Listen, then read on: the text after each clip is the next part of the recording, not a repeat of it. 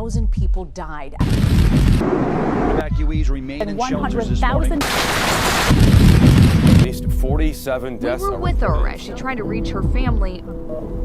This one doesn't even ring. Following natural disasters, survivors are often left with no means of communication and can do nothing but sit and wait to be saved by rescue crews.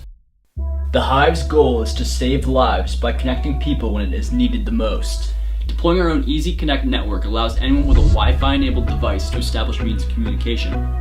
Our inexpensive nodes can be dropped in the disaster area via drone, can run off a battery for weeks, and be used to form an interconnected network of nodes. With the addition of a small solar panel, our technology could run for an indefinite amount of time.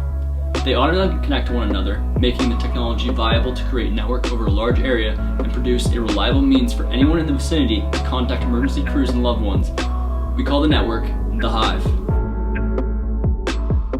Following Hurricane Harvey, a 1,346 square mile area lost 95% of their cell towers, leaving 180,000 homes without service. The hurricane left 68 dead and 14 injured, including a man whose house burned down around him while rescue crews tried to locate him. The Google Loon project with their balloons has put forth an effort to help, but in order to use their network you need to have an LTE-enabled device with AT&T. Of the population that uses LTE devices, only 35% have AT&T. This leaves a large percentage of the population with no means of communication. The Hive creates a network to connect survivors with emergency responders to reduce casualties. The nodes can also identify where people are connecting and give emergency crews accurate population densities. All the rescue crews need to do is connect to the mesh themselves and verify that they are part of the relief efforts.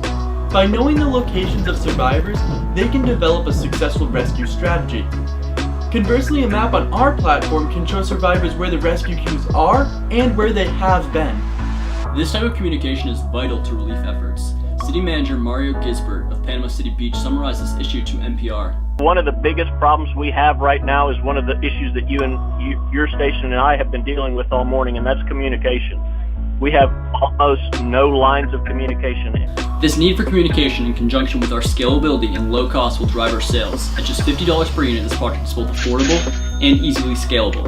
In comparison, alternative, less effective communication systems such as Google Project Loon cost tens of thousands of dollars to fly.